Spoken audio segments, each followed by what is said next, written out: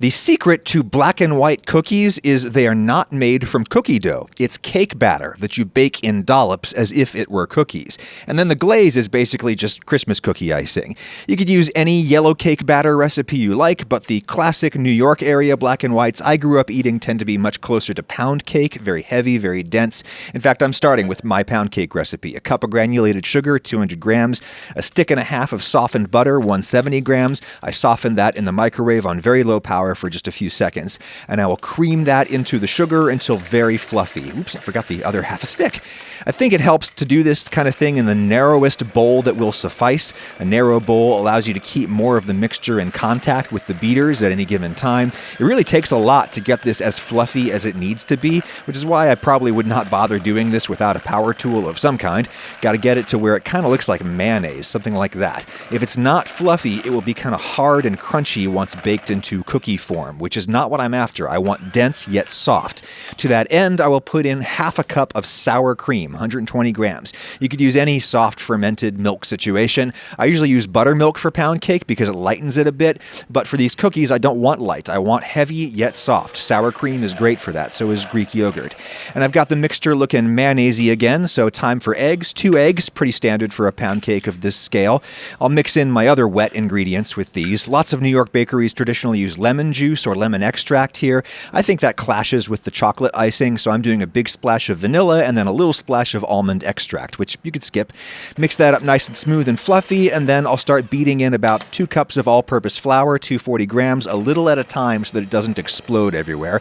Hey, do you know clouds of flour dust are highly combustible? That's a thing. Look it up. A little more flour now, and I'll put in my other dry ingredients. A 1/4 teaspoon of baking soda to neutralize the acidity of the sour cream. I like acidity, of course, but that taste just isn't traditional here to me. And that could be enough leavening right there, but to be safe, I'm throwing in half a teaspoon of baking powder. You normally don't need any chemical leavening in pound cake batter. The whipped up butter does the trick, but a cake can climb the walls of the pan as it bakes, which stabilizes the structure as it puffs up. This batter will have nothing to climb, so I think some chemical leavening helps keep the cookies from baking too flat.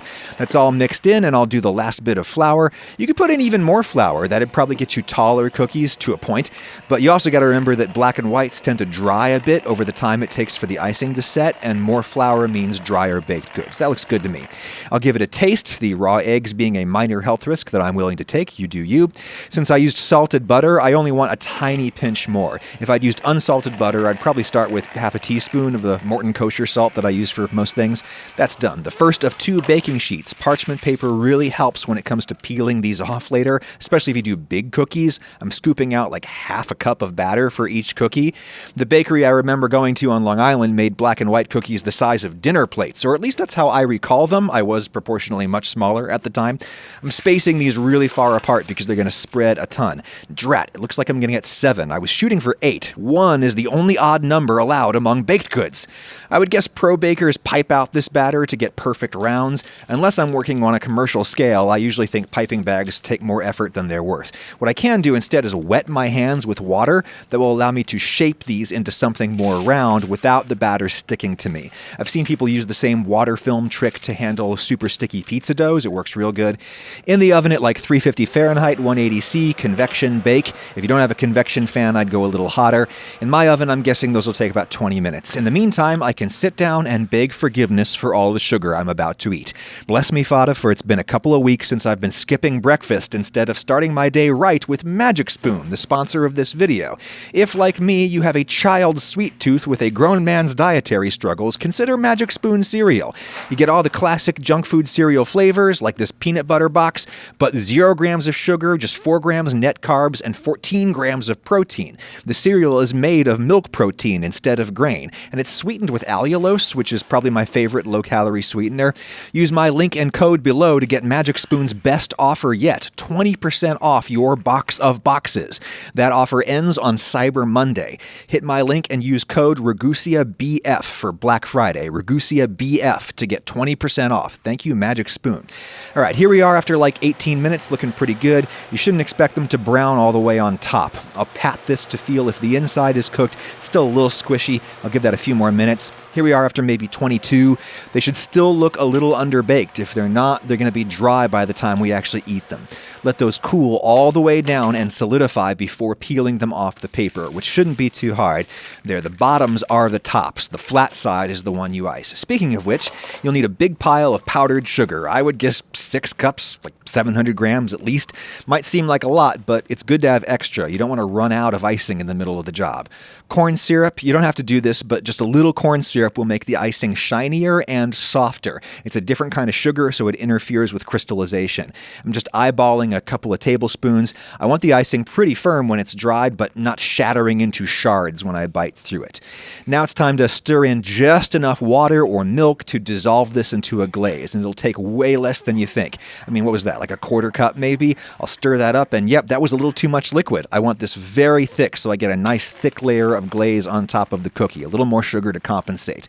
If there are lumps, I would not bother getting out a whisk. I just let this sit a few minutes and then stir it again. Everything should dissolve. And you can put in a little bit of vanilla, but there's plenty in the cake, and I want to keep the color bright. That looks perfect. Very thick, but still spreadable. Again, I'm sure the bakeries would pipe this, but if you have something a little wider than a butter knife, that'd make this go a little faster. Anything will do. My approach is to first drizzle the straight line down the middle and then flood the rest of the white half. Slap a lot of extra icing on. If there's too little to spread around, you'll risk breaking up the surface of the cookie and getting crumbs mixed into the icing. Any excess will drip down off the side and we can break it off later. The chocolate half will be much easier to apply if you let the first half set up nice and firm for maybe an hour. In the meantime, we can convert the remaining icing into chocolate. I would guess 3 or 4 tablespoons of cocoa powder, but again, it's the kind of thing you can just eyeball and then taste. I think Dutch cocoa is traditional both for the flavor and for the darker color it provides, but natural will be fine. You probably need a little extra liquid to get it all dissolved or dispersed. Some people put in melted solid chocolate, very dark chocolate, or even unsweetened chocolate. You can do that if you want a gooey texture to contrast the smooth, crisp texture of the white icing. I just want the chocolate side a little gooier, so I'll add a little more corn syrup to do that. That tastes good to me, but it's not quite as dark in color as I want it. It's a black and white cookie after all, not a brown and white. So I will start stirring in a little bit of blue food coloring. Blue plus brown pigment should equal black. I don't want it literally black, but I do want it very dark brown. There we go. I'll just drizzle this down on the cookies with a spoon first. Now that the white icing is solid, it should form a flood bank, keeping that chocolate from spilling over into the wrong side of the cookie. Again, just drizzle on a straight line, flood the rest, and then I'll switch to my knife and kind of pull it the rest of the way down the side. Straight line drizzle, flood, pull. Straight line drizzle, flood, pull. It's a dance craze. Now the hardest part, let that set overnight. I really don't think they taste right until the next day. Sorry, honey. Can I eat one now? No. I want to eat one. So yeah, the next day you can just lift one up and kind of snap off any excess icing. Or if you want a little cleaner edge, you can go around with like a butter knife down on the pan. We could have also let these drain on wire racks, but that would have made a big mess. I think these are great. Totally taste like what I grew up eating on Long Island when I visited my grandma. You can see the density of the crumb there. The best part is the 2-for-1 tastes you get. You can have bites that are all chocolate, all white, or different combinations of the two. Textbook heterogeneity, a classic for a reason.